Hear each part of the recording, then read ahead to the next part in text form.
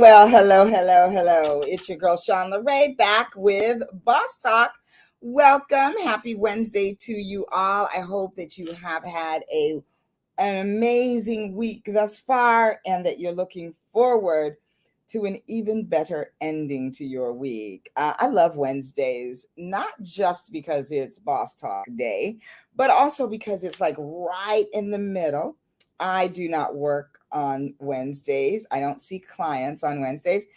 And I just love that then there's only like 2 more days to the week. So it's dead smack in the middle. And I just love that. So I'm super excited about the show tonight. And I am so glad that you guys have chosen to come back again. Hey, Shaq, how are you? Happy Wednesday to you as well, darling. Thank you so much. So I'm going to give a little bit of time for some people to come on in here because I don't want you to miss 1 minute of today's show. So, we have just survived the global pandemic. Some of us, survived it with a little bit more ease than others, but I don't think it was easy for anyone, but we made it through. And we have now been hearing about another thing that's out there, monkeypox. Now, I don't know what the heck that is. I know it looks pretty ugly and it's a little bit scary, but I'm not afraid of it because I don't live in fear. But I think it's important that with all of the medical anomalies that are going on in the world today and the things that we don't know about and the things that we're not told about, I think it's really important that we sort of get the inside scoop as to what is going on medically in the whole health care field. And so tonight we are going to talk about all things medical. So what do you think it would be like to be a doctor and to be married to a doctor? Well, my guest tonight is a physician, a healthcare administrator, and he is married to a family nurse practitioner. And I like to call them doctors because they do the work. You know what I mean? I have a psychiatric nurse practitioner working in my office, and we call her Dr. B because she does the work. And so tonight, we are going to have an opportunity, and I do want you to participate and ask questions because we're going to get a chance to ask from people who know just exactly what's going on, how we can and should protect ourselves, what the history of our health has been historically, and just all kinds of good stuff. I've had an opportunity to talk to this gentleman before, and he's just full of knowledge, and he's a funny guy too. So, hey, Connie, thank you. Welcome back. The comeback queen, aka Connie. I love it. Happy Wednesday. You're looking absolutely gorgeous. Well, thank you, darling. You love my earrings. Thank you. I do too. I don't remember. Someone I think gave me these. And I wish I could remember who. Oh my gosh, I can't remember. But I really love them.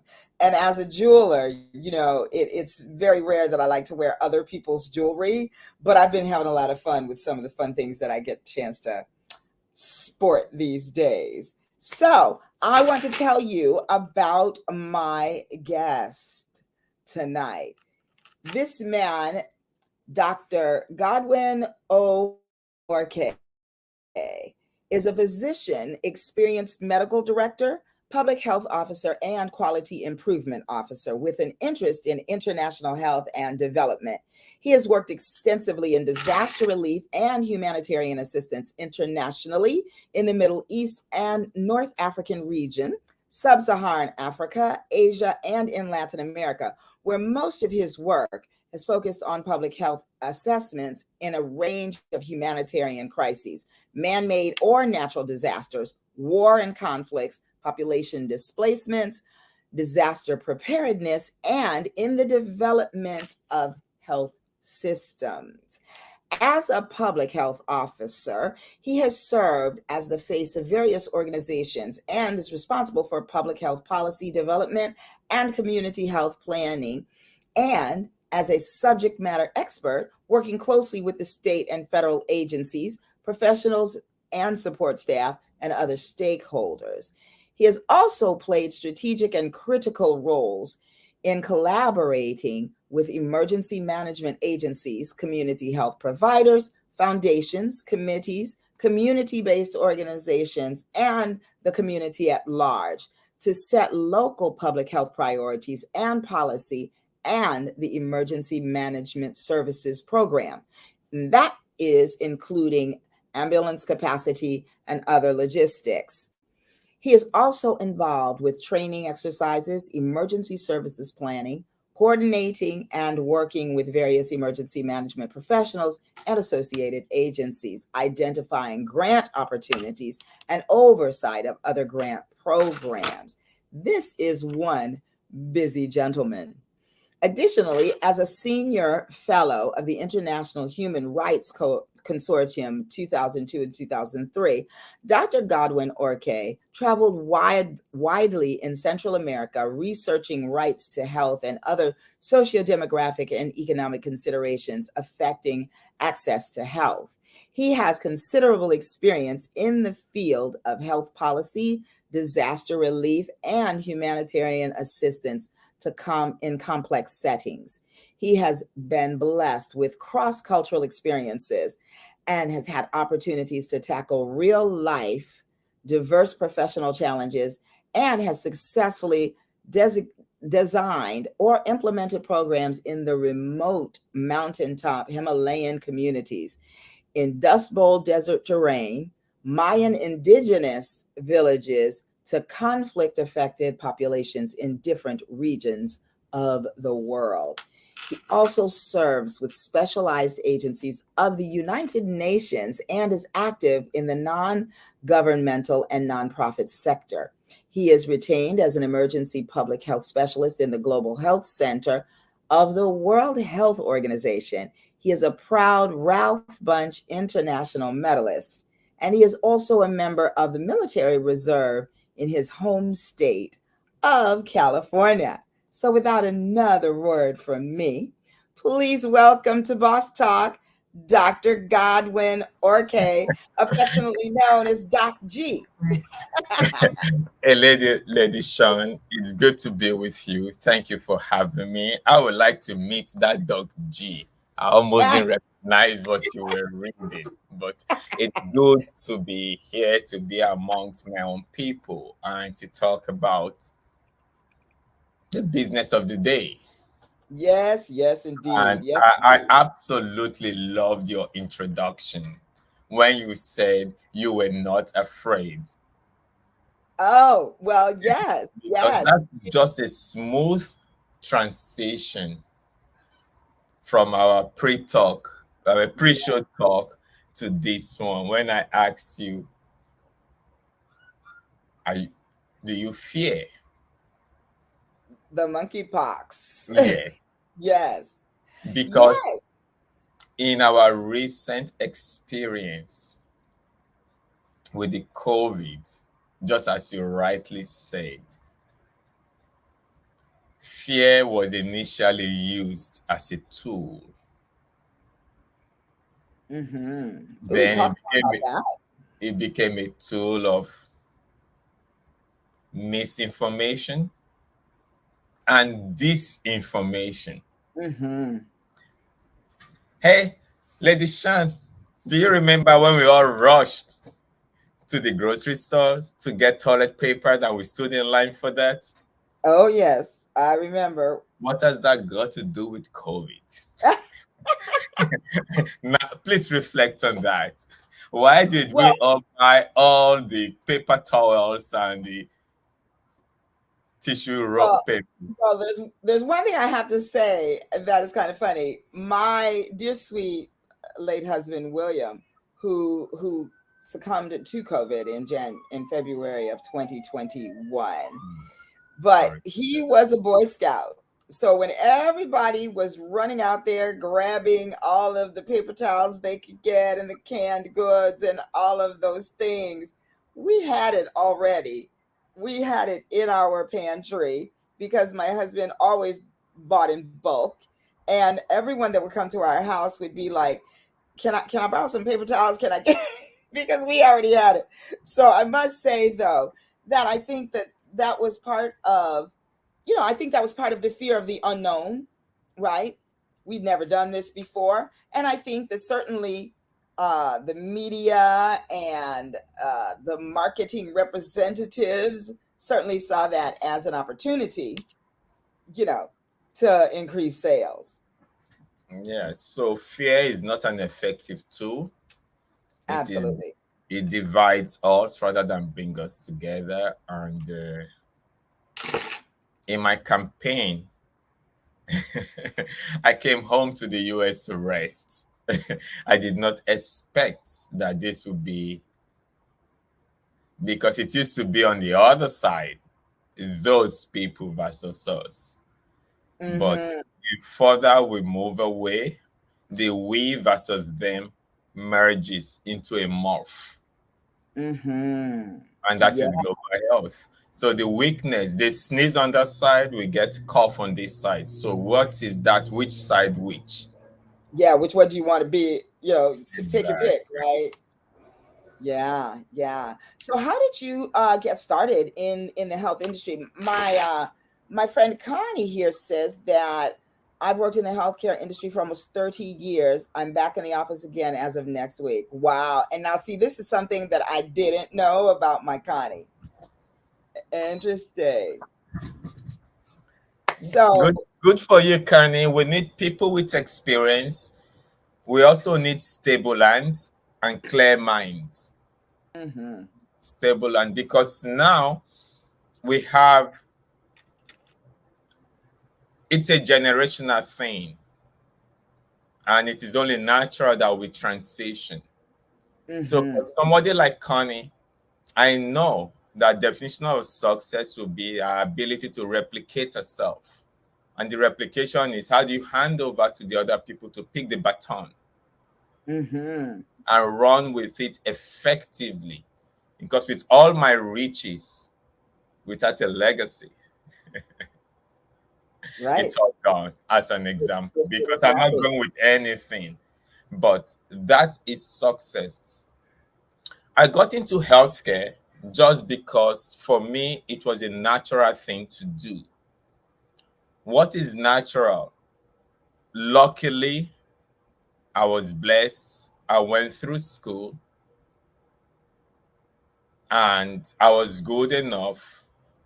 And in my home country, Nigeria, Mhm. you are either being an accountant, a lawyer, a doctor. It's like it's tunnel vision. It's just, Mhm. but I sincerely wanted to be an astronaut.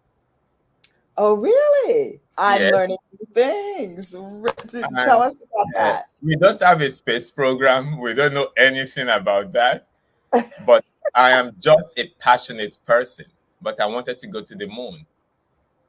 So Ah, when I was told it's not something that was realistic for me in Africa, I mhm. wanted to become a veterinarian.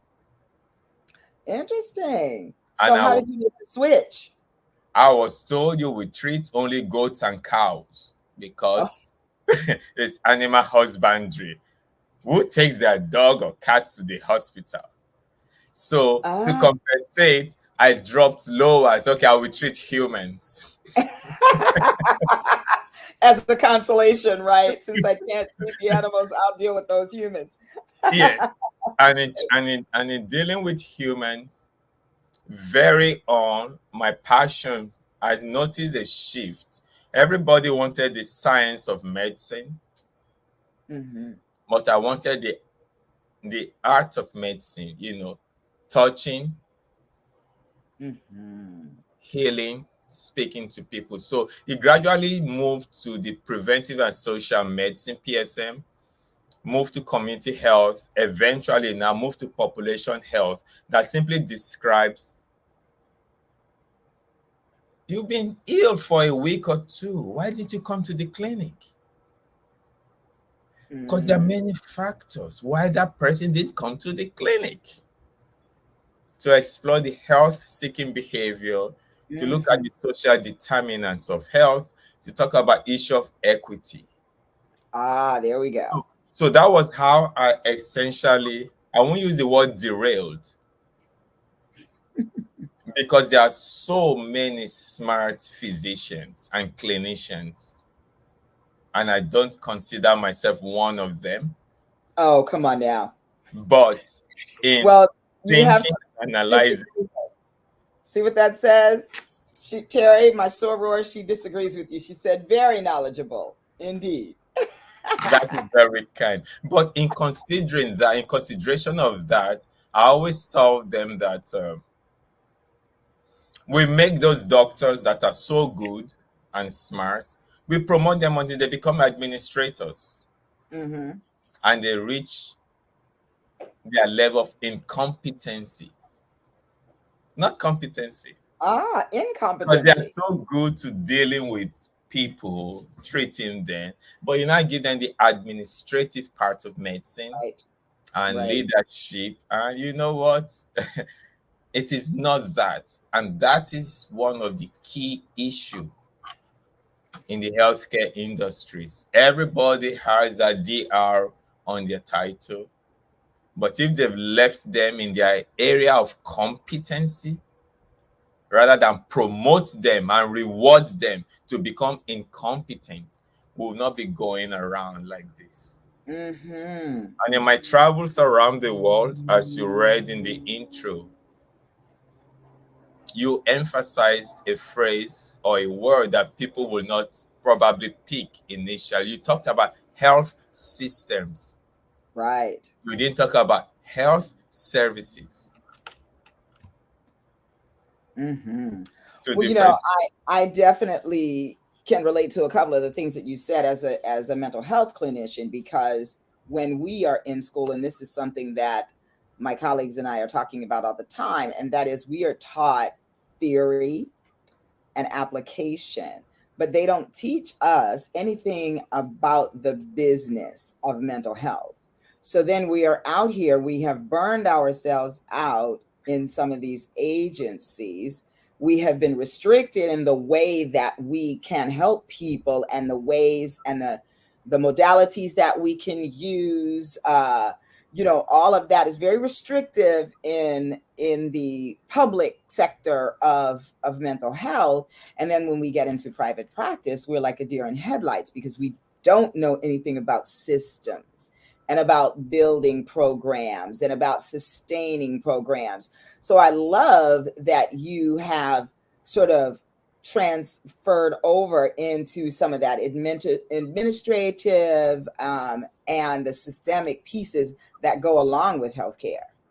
I love it indeed. I do. So let's see what the audience is saying. Ah, hello, Dr. Marlena. Dr. Marlena says the scarcity mindset. Absolutely. And that is, in fact, the mindset developer. Let's see. Connie said, amen. Ah, the sapient journey says you travel the world in your profession, so you're still fulfilling the dream. Absolutely. I agree. And Terry says, what can be done on the community level to improve health equity for the underserved? That's a great question. Thank you, TT. What do you think about that, Doc G? It's cool because if you wake up in the morning, I know it's not perfect, but you still feel like doing what you do, then you truly are living the dream. So it's a balance between your vocation, which is to serve, and actually being on vacation while serving. I like it. Mm-hmm. And it is, for example, I can tell you, give you a litany of failures and excuses in the projects I've implemented in places we often refer to as failed, fragile, or transition countries. Mm-hmm. And as you said, from the Himalayan mountain tops up there in Kashmir, all the way to Darfur region. But the occasional successes, and I'm not faking it, makes it worth it. Absolutely. If you Absolutely. can just channel and make a difference and build a system. I'll tell you a story. When I was in Somalia, in a place just under 200 kilometers, short of 200 kilometers north of the capital of Mogadishu, in a place called Galkayo. Galkayo is probably less than, I won't say LA County, I'm going to say the city of Authon, but it was split right in the middle. North Galkayo, South Galkayo, and they don't agree. Oh, wow. Okay? That close. That and that separation is actually a street, like for example, Western Avenue.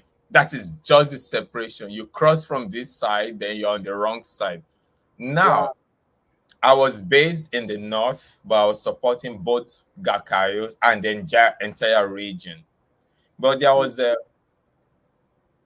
midwife, very, very smart woman, who thanked me for helping them out in the refugee camp.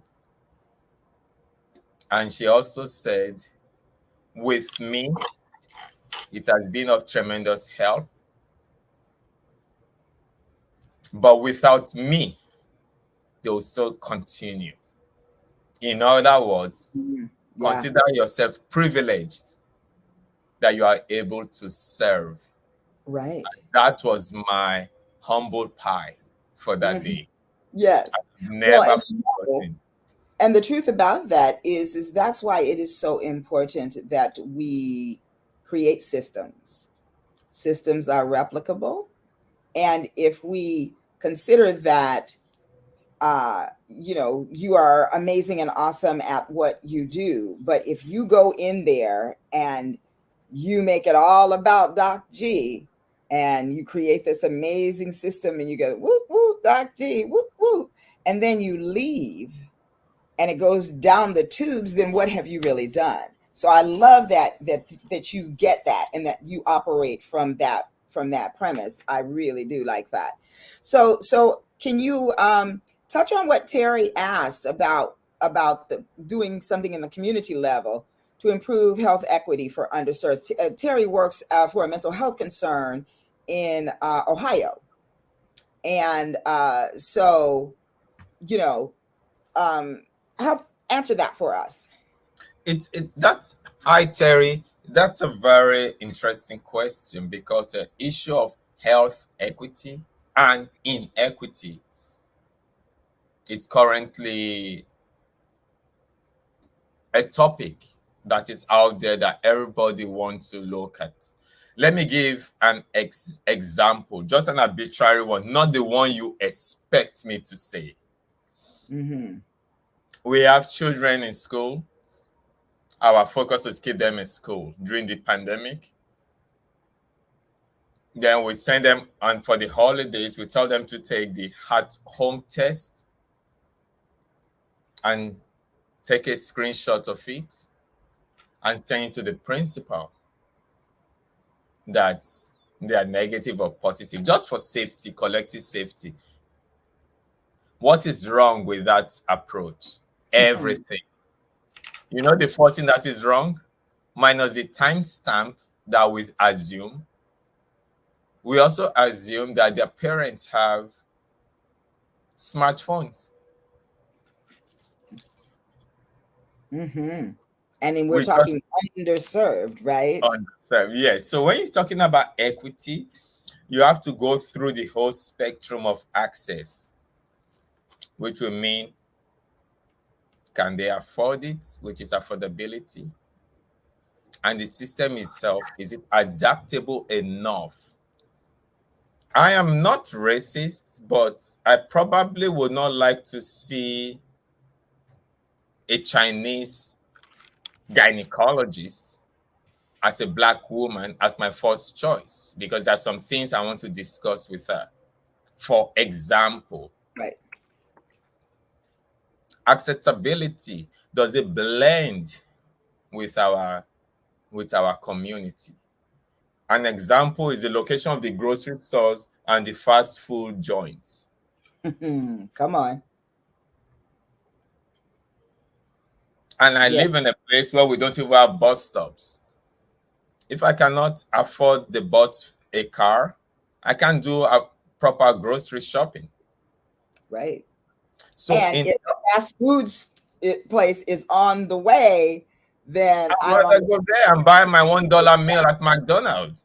Exactly. It is convenient. So for health equity, we have to merge health equity with its all social fabric, which also means the social determinants of health and necessary must include our health seeking behavior. Hmm. Hmm. And our health seeking behavior is Go ahead. influenced by a lot of things. Hmm. A $20 copay will make a difference. Absolutely. Absolutely. So, how do we help? Let's see. How do I want to phrase this? How do we help make a difference in those areas, and with that whole construct of it not being conducive to um, positive health outcomes? How do we, as a community, again, make a difference in that? Like, how do we get people to listen? That's a good one. That's what I want to. Okay, if you're talking about listening, you're talking about communication and the convenience of it. Miss Chandler, if we go out for dinner tonight, I probably can ask you without blinking, have you had your pap smear? Have you had your mammogram? And it will be convenient. But let us reverse that equation. Hey, Doc G, when last did you have your prostate exam? Oops. Hmm. You see the culture, the conversation. We've not made health a tabletop conversation. Hmm. Yes. Not get Yeah. into your business. Right. But you, if I don't ask you, you may tell me, hey, G, I just had my mammogram. And you can say it as loud, even in a bus, and you will not be uncomfortable. But I cannot tell you, even whisper to you, I just had my prostate exams. And it is just about the same thing we were doing. So to discuss equity, you have to now break it down to all the things to do with the health seeking behavior, the access, and just the fact that some of these things are inconvenient truth. Hmm. I don't want to be political because I want to get my message out. I'm not a product of Google University, nor am I of Facebook College. But can I tell you, there's a difference between misinformation, which is mostly unintended, just propagated, to disinformation, which is mostly deliberate Right. Right. and manipulators. And in equity, we've talked about acceptability, adaptability. What about accessibility? If the only hospital in our zip code, the main one in town, is like further down, and we don't really have the bus routes there, I would think twice before Hmm. going. And meanwhile, I've not talked about affordability. Even my Yeah. insurance, Right. if my copay is $20, I probably would think twice about paying $20 to be seen. Right. Because there may be a choice that has to be made. Will I spend this on my copay, or will I feed my family today? Will I eat? Exactly. Take a And trip. Just take a trip on Western Avenue. Start from Rosecrans in LA and just drive on Western Avenue. That is the assignment I give my students. And I give them every year that same assignment. And I tell them drive all the way to the 10 bypass, then come back. What do you see? As the zip code changes, the street narrows, and when you go to the black neighborhood, it's only the smoke shop yep. and payday loans. Ah. So you have Wow. the smoke shops, the loan shop. Then I tell them count and position where you have the proper grocery stores, and they'll tell you it's here or here. Example, on that experiment, I tell them to pick 3 targets stores. The one on Obama Boulevard and La Cienega, Mm-hmm. this is for real. I have the evidence. The Cheetos are locked in cages, Wow. while the expensive iPhone and thing are left on the rack, and DVDs. But the Cheetos are in cages. Wow, that says a lot. It's targeting, marketing, and see what people will pilfer, what people will pick. So Sure. the private sector know the value of the person. They create a need and a demand, and they fulfill it, and you pay for it. The Mm-hmm. public sector takes the people for granted, and that is why we have all the issues of equity or inequity. I have been all over the world. I'm reading the messages also, and I'm blessed and fortunate. But there's nowhere I've not gone to. There's nowhere I've been to that do not have soda pop, from Pepsi to Coca-Cola to anything. Yeah. But I've been to a lot of places Mm-hmm. without vaccines. Wow. Yeah, when that's really very telling indeed. So Terry says, I would love to see small clinics in every school that would serve both the student and their families. So many parents that live in poverty do not have the resource to always take themselves or their children to the doctor for physical and behavioral health. 100%. Yeah. Absolutely. What Absolutely. Terry says, there's an example to that. Terry is telling us something that I'm preaching, and that is not a facility based approach, but an activity based approach. By that, Mm, I mean the children are already gathered there. Can the services not go to them? They're already engaged in an activity, which is learning. So go to them. Don't wait for them to come for their checkup, for their periodic checkup. Don't wait right. for them to come for their they are already there. You already have a cohort. For some people who probably are old enough on this call, do you remember when we stand in line and they just give us those gunshots Yep. vaccines? They don't even accept. We don't even know what we're giving. Or those cubes, the sugar cubes with the vitamin A and whatever in it, and because there's sugar, we chuck it in our mouth. At least in Africa, I remember that vividly, and I practiced it too. I gave the same thing. That is an activity-based approach, valuing the person, going to where they already are, rather than the reverse, which would be a facility-based approach, which is, oh, we have this beautiful clinic we built, and we're waiting for people to come. Yeah, They're not coming. exactly. They're not How are coming. they going to get there is one. Mm-hmm.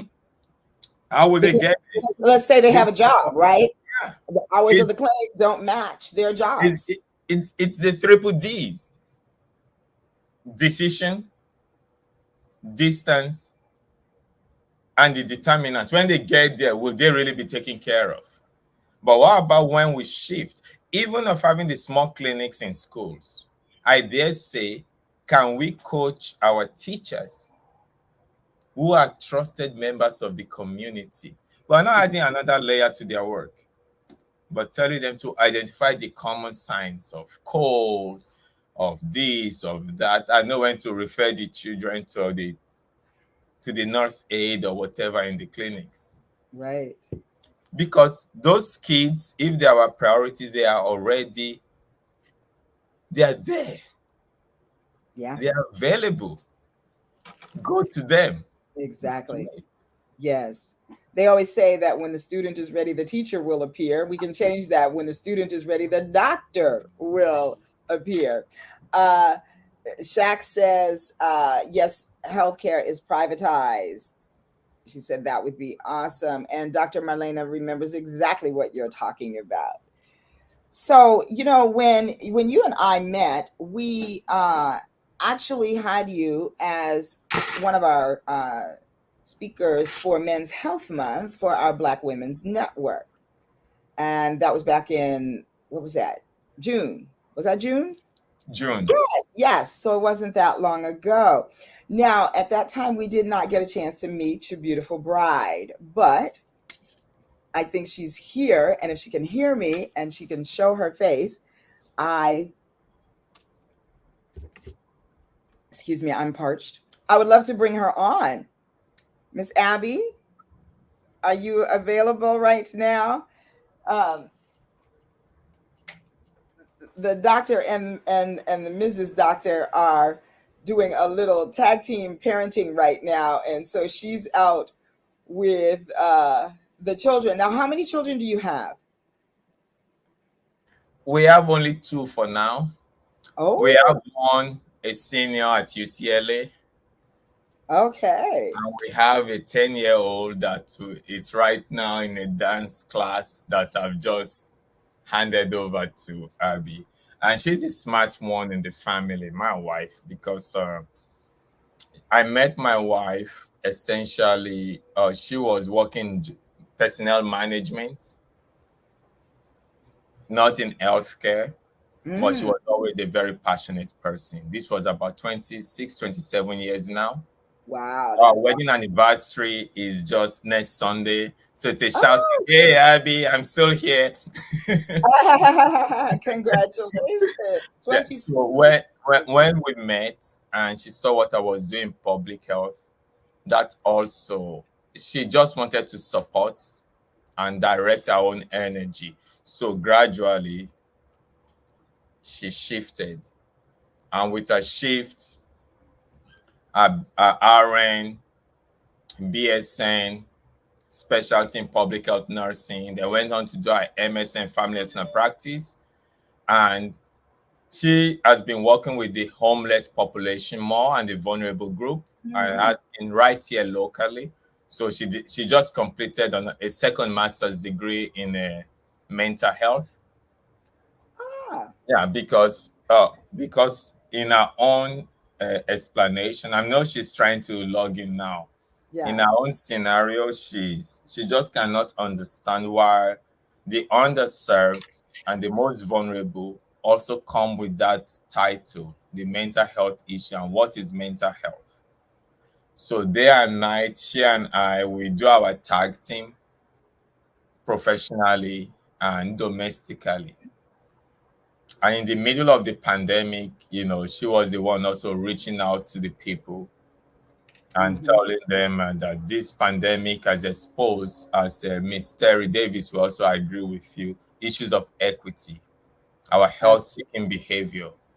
I made a phone call with my wife by my side.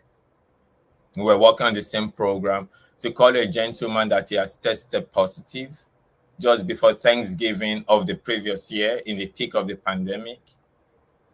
And he said, oops, because he was at the barber shop. Oh boy. So tell me about exposure. Tell me about this. Tell me about their behavior. He was actually essentially forced to do the tests. So he didn't really care about the results. But when it hit him that it was positive, and we're still in the era of the politics of COVID and disinformation, I didn't say, can I speak with your barber? But I really would have loved to say that, but I'm not allowed to. Right, right. So, so Let me Abby, talk my to wife, him. So no. Abby, my wife is a smart one on the other end as a practicing clinician and running with the ball.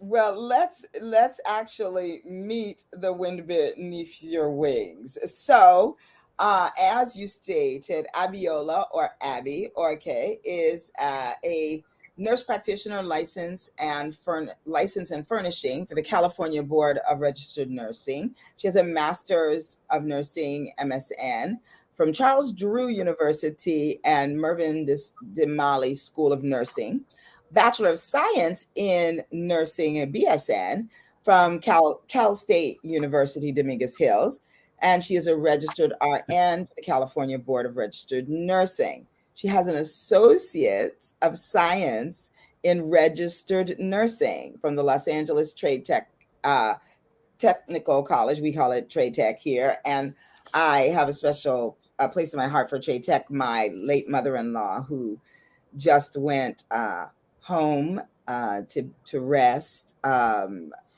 about 3 weeks or a month now at 99 and a half years old. But one of the places that she taught for many, many years was at LA Trade Tech. Um, and Abby's personal background, coming from a large and deeply religious family, Abby Orke, developed a social consciousness and awareness, which evolved into her passion to care for the marginalized, vulnerable, or those at the fringes of society, including the homeless and the sick.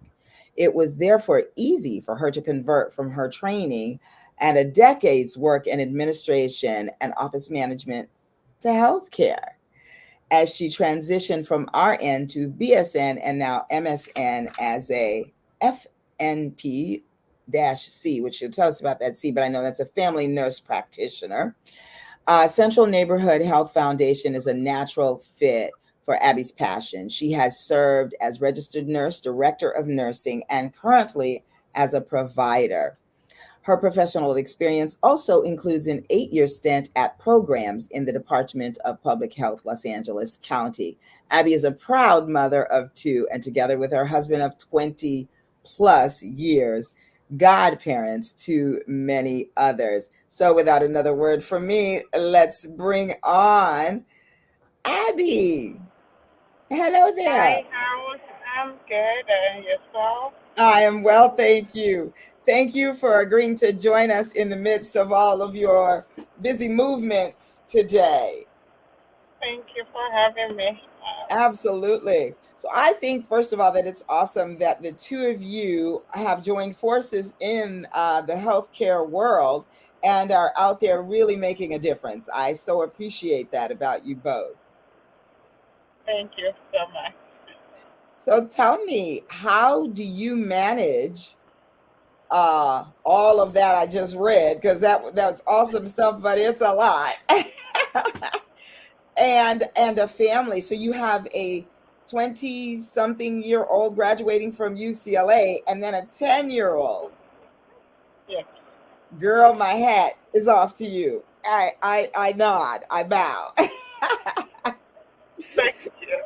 Tell me what that's Um, like and how you manage that with the important work that you're doing. I guess it's more of determination. Um, and since you are familiar with the medical field, like most of us, we don't have no friends because you spend all your time in school and inside your books. Actually, right now, I'm supposed to be in class. My review class for the board for the mental health is going on right now. So because I'm in the car most of the time, trying to just eat from the car, but in the car, everything in the car until you make it home to get to the bed. We determine just when you already have the vision of what you want to do and you just pray about it and you put in the work. I think it's Absolutely. more of that and just the dedication, the consistency that comes to it like, okay, until I get there, you wouldn't stop. And it Hmm. just gives us the push. Plus, we want our kids to also see the good example. Like everything and anything is Hmm. possible if you put in your own work to it and you have good people around you that keep just giving you that little push on the side, like, come on, get up. I love I it. don't sleep that much, but in few months, we're hoping things will settle. We did a lot. The community that we serve, um, personally, I just have passion for the homeless. That was the reason why I did the public health nursing with the homeless Mm-hmm. project for so long. Yeah. Then I moved to Central Neighborhood, which also serves the location that I'm currently right now has homeless because it's located just across from the county building, Mm-hmm. and it just sees the I won't call it the suffering, but the challenges that the homeless people they face, how to just navigate the existence, little things, out even filling out applications. Sometimes it's a little bit challenging for them. Mm-hmm. So just Yeah. want to help. And by the time you know them, you will find out there's no difference between them and any other person. Mm-hmm. I Just love that. it's just their own challenges that they're facing. And I've Yes. seen so many. I've seen people with license who are homeless. I've seen a graduate from Berkeley who end up to be homeless just because of different situations that Yes. sometimes we all can't find ourselves into. Exactly. I so agree. You know, So, I lived in New York when I went to NYU, and then for many years after because I love New York. But excuse me, I remember going on the subway to get down to NYU, and I would get in. You know, you kind of get the same car. You stand at the same place every day. So right, so the same car comes, and I would get on the car, and there was a man there, and he always had a bottle of vodka, a little small pint like, and he would sit next to me, and he would say, he would be so drunk, he'd be like, "You so pretty, you're such a pretty girl," and all that, and then what are you doing? That's that algebra. And I looked at him, and he said, I know that," and I literally gave him the book, and the man did my homework. He did my homework most of the semester. I kid you not. And he was homeless, and sometimes he would do this muttering, and he would talk about a woman and about medical stuff, like, and I think he was previously a doctor based on some of the things that he said, but came upon hard times, and then it all sort of, you get the snowball effect, because now he's a doctor, came on hard times, there's the mental aspects, the emotional aspects of that, which turn into the mental health, which turn into the substance abuse. So I think that there's no room for any of us to look down on anyone, because but God, right? And so I just really had a whole it reshaped the way that I looked at those people coming from Toledo, Ohio, and never seeing homeless and all of that at that time, and now getting a whole different understanding of what that actually looks like.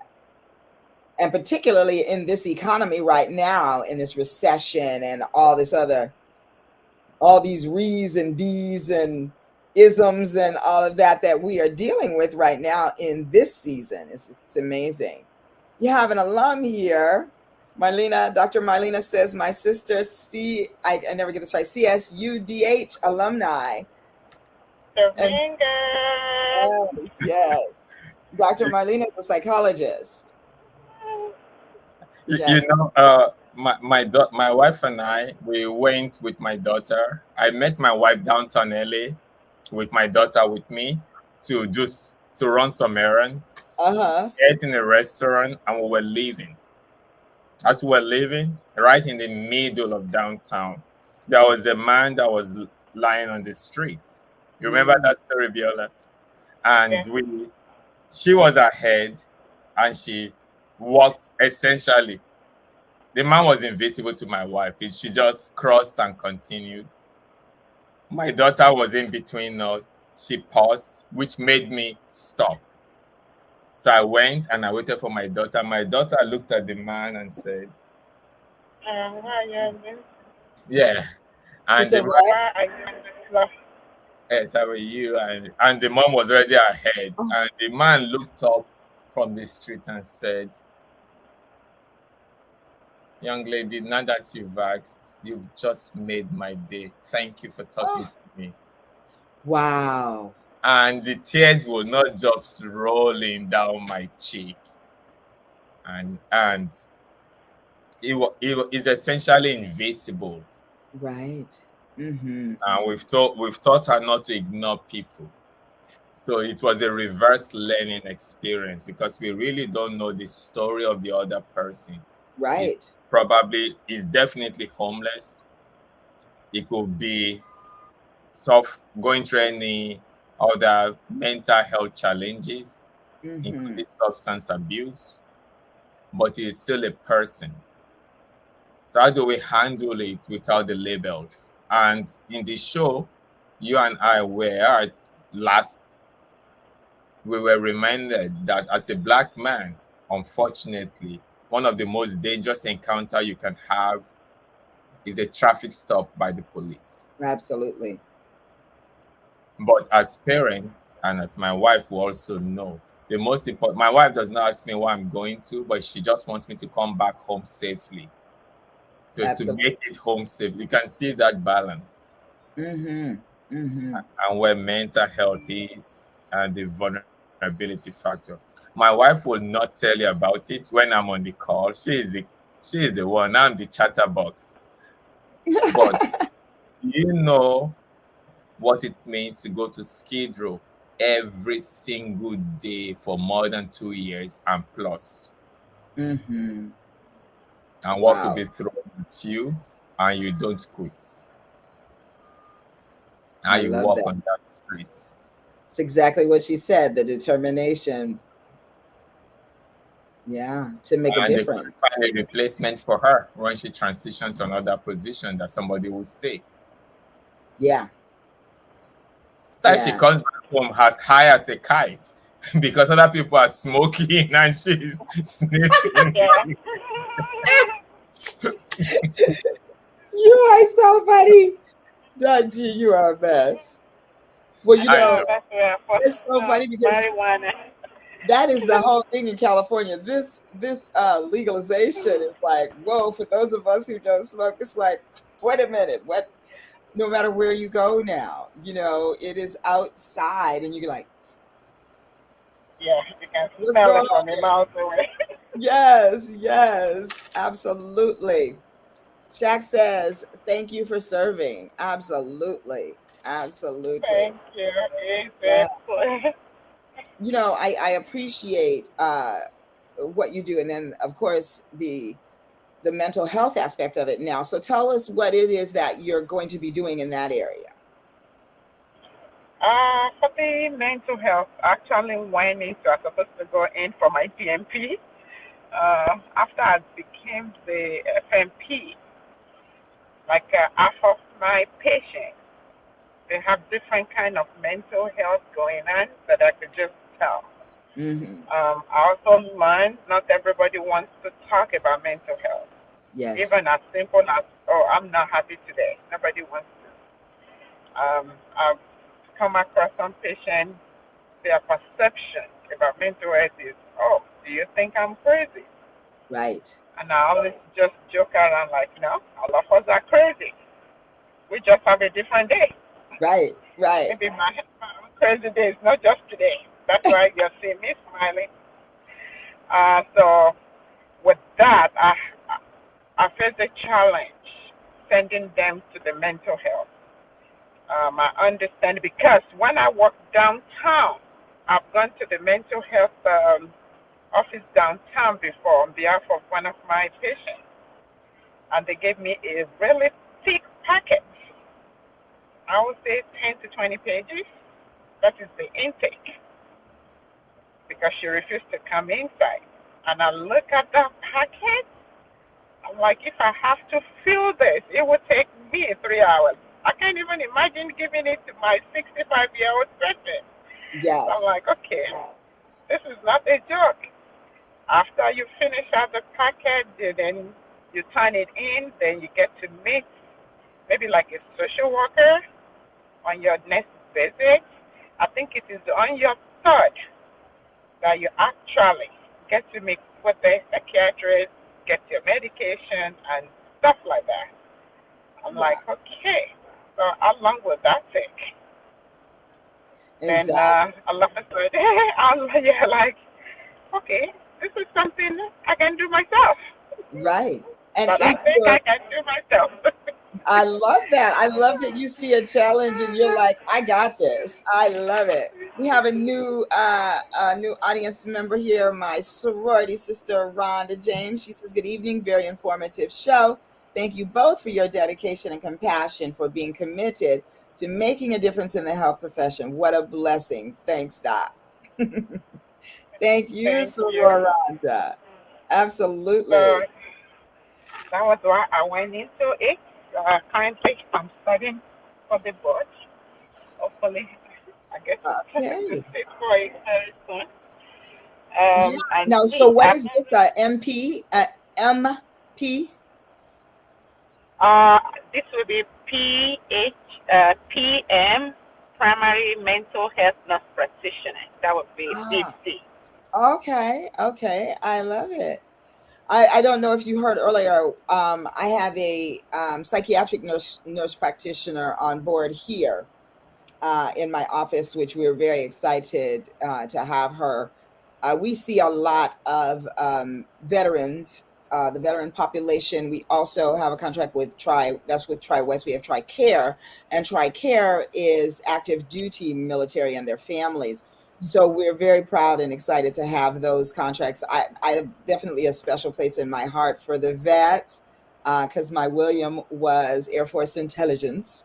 And so that was pretty amazing, and he was very proud of being a vet, and so I definitely am happy to be able to serve in that capacity, and we they keep us very busy.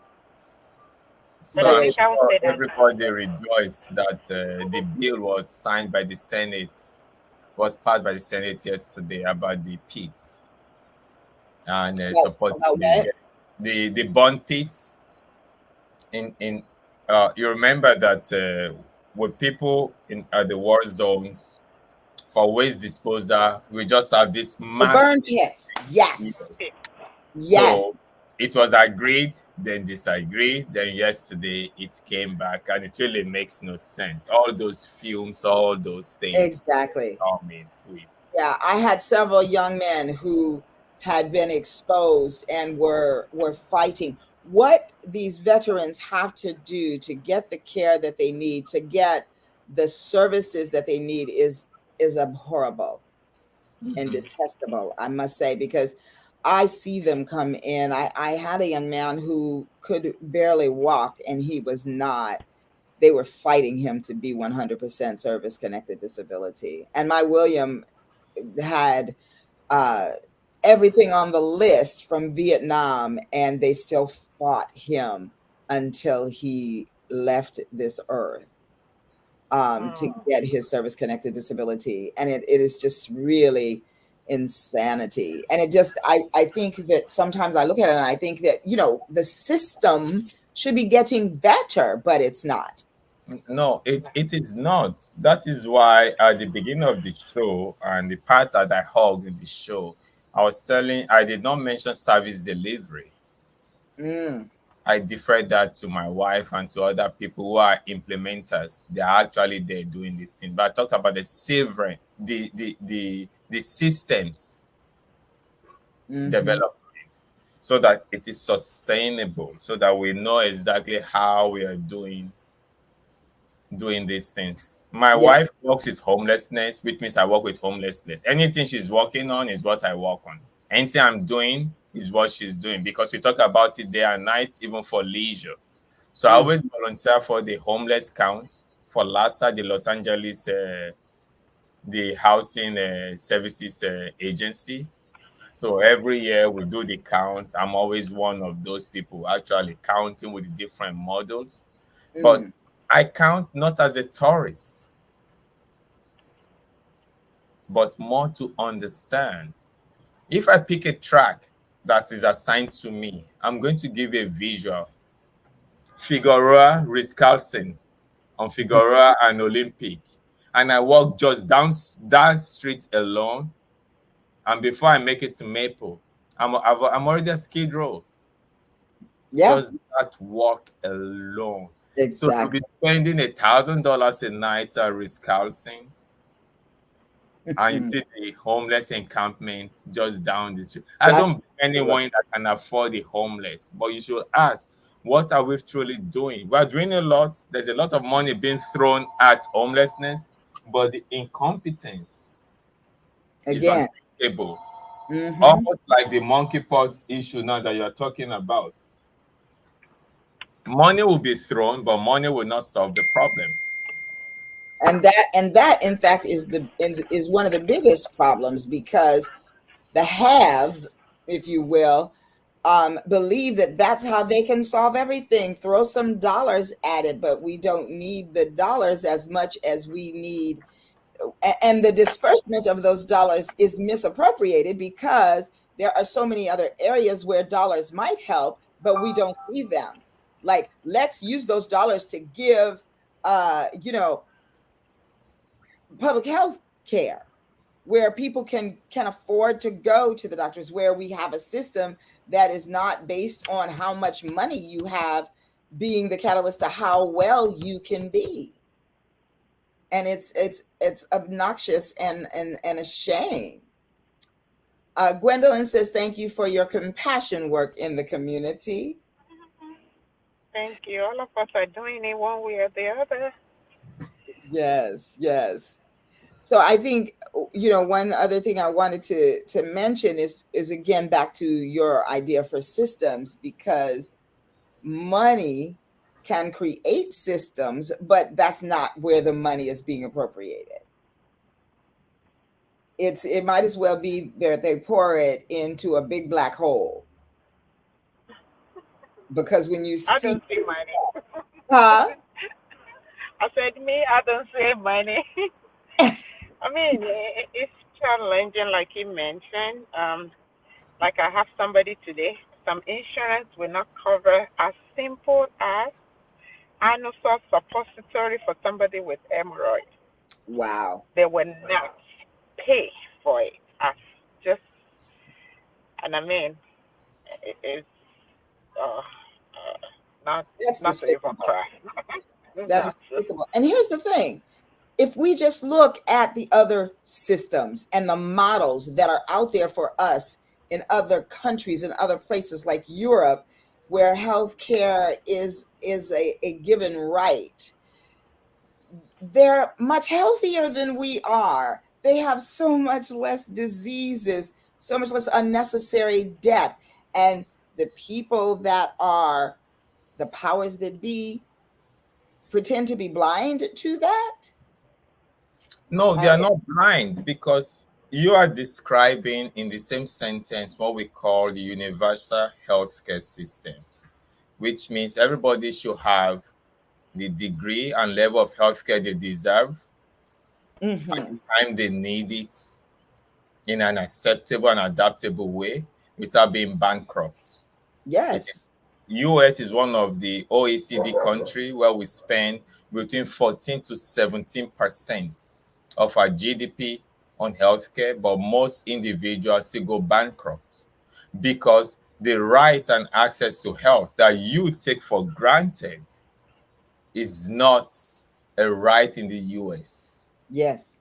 Yes. It is not a human right in the US. Exactly.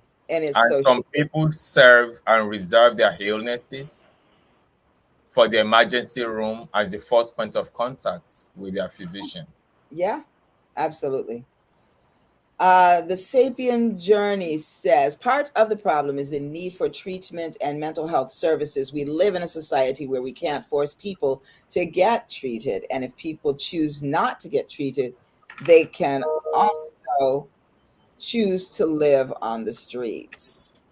Well, Do I hear you what really you're think saying, that is a choice? If it but is I, mental yeah, health, that may just not be a choice they are making to live on the street because of the multiple factors, which is why the police is not the first person you call in a meltdown. right. If my child is acting out right now, the police will probably not be the first person to call because I understand that is mental health. Mm-hmm. Absolutely. And they don't know, they have proven that they don't know what to do in those instances. And that's a whole nother rabbit hole we could just go flying right down if we started talking about the lack of training in social intelligence and empathy and all of those areas where they're lacking, and the fact that there should be some mental health guidelines in place for police officers, not only to become police officers, but there need to be check-ins along the way. They face trauma every day, I do not deny that, but there needs to be some taking care of oneself in order to maintain that status of that job, and that's not happening. And I agree. I don't believe people actually choose to live on the street. I think that their circumstances leave them in a place where perhaps their mental health is not what it could and should be, and therefore they're not making um, well choices. They're not making choices from a space of wellness and whole health. And so I think that that's a very different conversation than people choose to live on the street. I think people have no choice many times, but and end up living on the street. And a lot of times people say that they'll talk to people and they're have a family member or something on the street, and they tried to get them to come home and they don't want to, all of this and that. There's a lot that goes into that. And when you say that, you're not looking at the whole picture. You're not looking at this in a holistic way. And I think that that's what we need to do with all of it. It's mind, body, spirit. It is, it's what's available and what they're able to receive that would help them to tweak some of those issues. So, that's my 2 cents. Who is the Sapien Journey? Do I know you? Say hi with your government name. The beauty of Hebrew. Gigi, is that you, darling? I bet it is. I see that Hebrew letter there. Working in Skid Row and going there every day, it's not comfortable sight. It's more than a third world. If there's a fourth world, it probably will be there. But you also have people that will not want to live there, and they tell you that, you know what, I'm not changing my zip code. I get my benefits here. Of course, it's mental health, but they're also comfortable. It's making people, it's essentially a false choice that we're giving to people. Right. But without understanding what is going there. I met a lady that told me she was not homeless, but she just has less of a home. I like it. And they say some of these deep and intense things, and I say, there's more under this facade. There's so much more about you.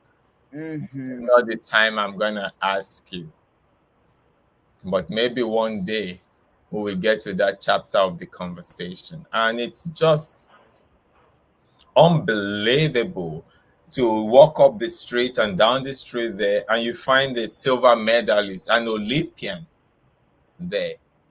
Hard luck, hard times, bad choices, and you end up right there. All of it. All of it. So, hey, yo. It's going back. I cannot point at you without the other 3 or 4 fingers pointing at myself. Right. And that is the part. It's just so inconvenient. We are afraid. We bypass them at the bus stop. And all these vulnerability factors, okay, we need to factor it in our programming. And just as we were asked before, if the kids will not come to the healthcare facility, the healthcare facility should come to the kids at school. That's right. There it is. Because the kids are there in school. And it's so commonsensical. That is just sad, right? That nobody gets it like that. Yeah, but it's also not convenient, because in the US we operate the third party principally the third-party payer system. So the insurance is the middleman, the broker, and Yeah, they are not going to leave a penny on the table. exactly. You Either know, they're I getting from the recently, government or they're getting from you, but the insurer mm-hmm, must be paid.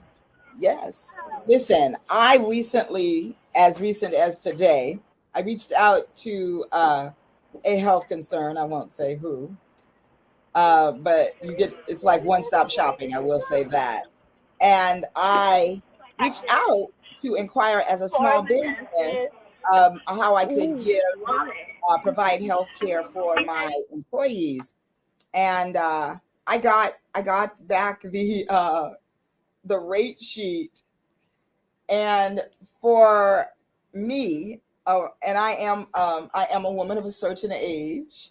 It would cost me $11,049 and some change to provide health care for myself as an employee. My 30-year-old, 29-year employee, it would be $487 to provide health care for her and my small business. That is purely disgusting. Meanwhile, if someone were to call this very same healthcare concern and they are a person of color and they would like to be seen by a therapist of color, it can't happen. They don't have any. Yes, a month. A month, Theo. $1,149 You see, for definitely, 29. It makes no sense whatsoever. And that is a small business group plan. I yeah, pay over $700 a month personally myself for my health care right now. you just describe what will influence your health-seeking behavior. So you Yes, probably will suck everything in because you cannot afford that at that time that is being asked for because of the third party payer system. And this is not new to anyone.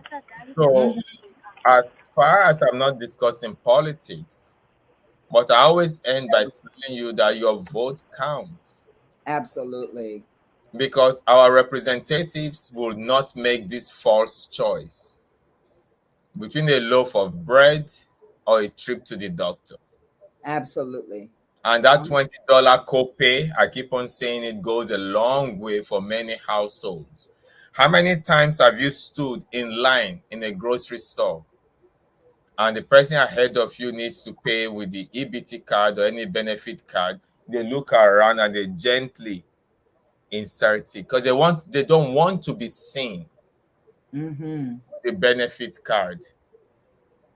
Who am I to judge you? I don't know your story. I don't know your Exactly. circumstances, and it's not my business. I pay my tax. That is all. That's my own assessment. And you pay yours or you don't pay yours. That is your own assessment. Yes. And the But thing too is that what is that the saying that we've all heard for so many years that the average person is just a paycheck away from being homeless? mm-hmm.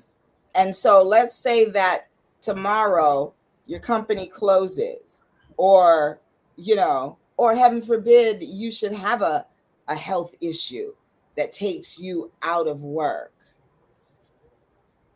And then here we are, right? And so I think that um when when we look and make a judgment, we have to be really careful, because no matter what, even if you look like you're a have, you are likely a have not. Yeah, that one paycheck away from When it in our homelessness, hand. that What did you one, say, Abby? No, I said unless you win the lotto.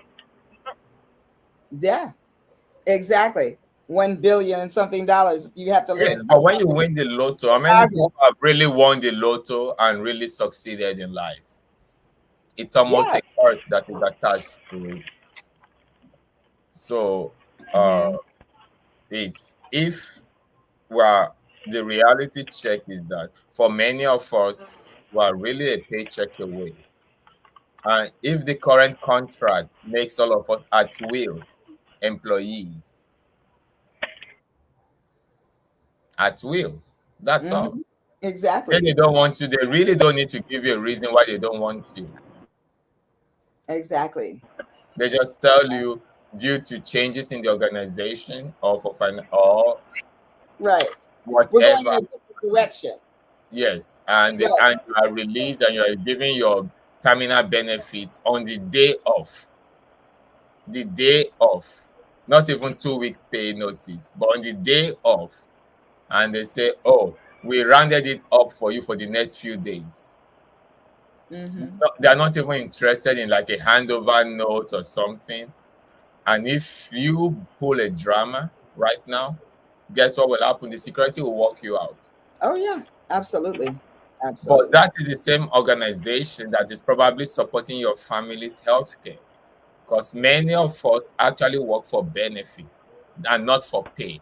Exactly. How much you want to Exactly. pay me? X dollars. What are my benefits? You have this, you have that, you have that. Most principally healthcare.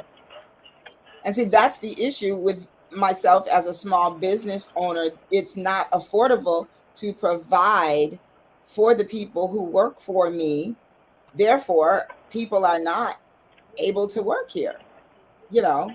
And so it's really hard unless you are big business, you can't do it. Yeah, So it's like, that brings us to the triad that former President Barack Obama was trying to solve in his so-called Obamacare, Affordable Care Act. And this is the triad. We have quality, It's a cat. access, What? and affordability. It's walking next mm, And it was to called the us. iron triangle where they are all linked. How do we increase access without compromising quality? right.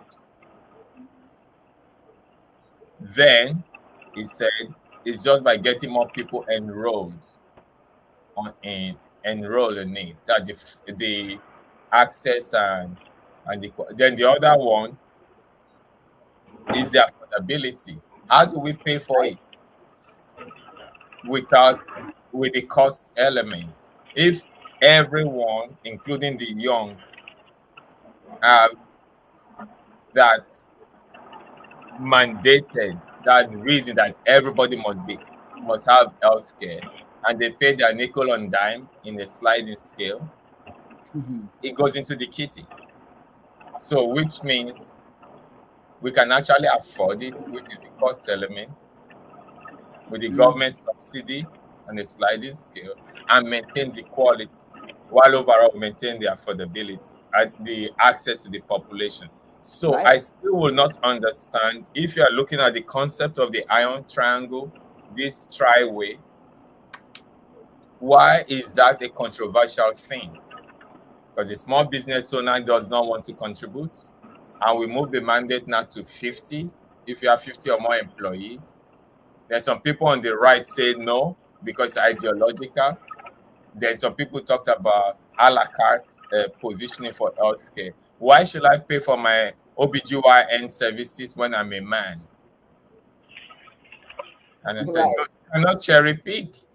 It's all of us together. Why It- should the lady it- pay for a prostate exam? exactly. So the politics of health in the health system development, in the healthcare administration, it's all intertwined. So if I tell you that your vote counts, your vote matters, because these will be the driving forces for policies at the policy level. We really should be able to address this, and it's Absolutely. not being addressed right now. What is sexy to talk about is the Roe versus though the Supreme Court squashing of a precedent and established law of the land. That is Hmm. called your vote. when the president could appoint 3 judges and 3 associates to the Supreme Court, he can swing it anyway. Anyway, it's a scary situation. Yes, it is Well, let's truly see scary. what the Sapien Journey says. Theo says, I know Dr. G touched on this, but when I lived overseas, I liked the universal healthcare system. Even if I paid a high VAT tax, I know I could still get seen for my healthcare needs. And he says, that's not even secure. I don't know. I'm not sure where that one, was related to. And Gwendolyn says, I have encountered many people on the street in my work who are offered housing who refuse it. I am given many reasons why, even offering wraparound service. This is always confounding when it happens. Yes, I will start with Goodman. That is part of the mental health. When my wife offered the housing support after an assessment, what did they say? No, go away. Look, um, people think the homeless person or unhoused person has so many excuses. When I was at downtown, if you look at the downtown geography, they have more than 5 clinics within 2 miles that they can do a walkthrough. They have like a mailbox where they can pick up their mail. They have all the shelter, all the big shelter cook, breakfast, lunch, dinner, 365 days a year. We took unhoused person from Ski Road down to San Pedro, where he does not know nobody, no free food, no free shower. Because sometimes the way we place them, we give them the reason. Sometimes because they've heard from their friends, they have their own community that tell them if they take them from downtown, they will throw them more than 10 miles away. They do not drive. They do not have no ID. Sometimes they get the ID through the voucher. So it's just like all the things that we need to consider when you are placing unhoused person, because there's no more room downtown. You have to just take them out. I mean, how would they be able to relate if you find yourself in unfamiliar place with nobody to talk to? Now you have to learn how to cook and navigate and do this. Their mental health capacity at that point cannot just take it. That would be the reason why they will refuse. I've encountered it, and they will tell you everything why they refuse, which if we step back and actually look into it, they have their own reason, which Right. makes sense. I can't imagine. I experienced it when I left Nigeria to come to America, finding myself here like, okay, what am I doing? Mm-hmm. Just the same thing. That was the hour I relate to them. Yes, they will give you excuse. If you place them in a place, they will turn around 24 hours, they will be back on Ski Road. Just that simple. Because Wow. they want to stay in the environment that they are familiar, that they can Yes. operate, where they Yes. already developed a community into. Right. So that would be one of the reasons why they would say no. Yeah, and you said it's as simple as that, and as complex as that, because there are so many complex underlying, factors that go with that do make sense in that scheme of things. Well, listen, we have had a Yeah, wonderful for somebody that has schizophrenia, how do you place them in a place? that that part. It's very interesting. We have a new servicer that we are providing services for, and all of their patients have schizophrenia or schizoaffective, and they are in these programs. But one of the things that is also considered is some of those programs, they don't feel safe. There was a gentleman that actually had a situation where he had been given some tools that he was actually able to implement here and implement in a situation in the place, but the other person hadn't been given the same tools, and he got, you know, got a fight ensued. And though he tried to implement all his walking away and all these other things, he couldn't. And so now then he got twisted back around and is now in another facility for even longer before he can, get it. So there's so many things that go along with that. And that whole mental health thing is if I'm getting services, but he's not, then what? We still have a problem. Houston, we have a problem. So I'm really, really happy that we got to have this conversation this evening.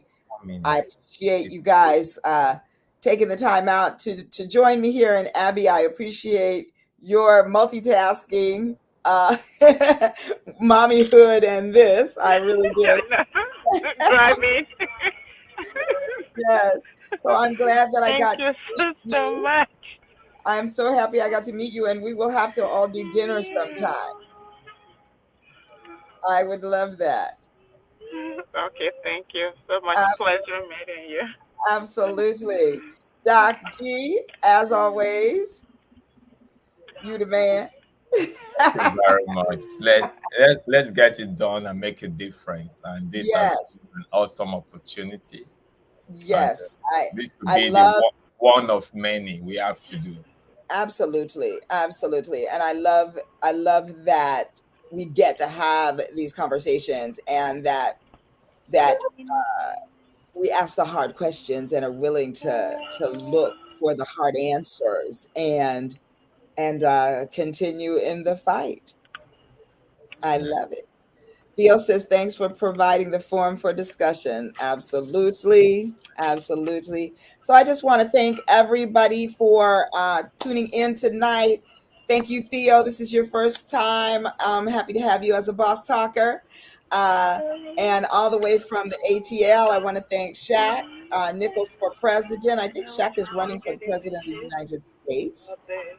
And then Soror Terry all the way over there in the Midwest, and Dr. Marlena and my girl Gigi right here in LA, and Connie over in Maryland. So really appreciate all of you for being with me once again. And you know what? I will see you guys next week, next Wednesday at 6 o'clock on the West Coast at 8 o'clock Central Time, and on the East Coast it's 9 o'clock. So I will say good night to all of you.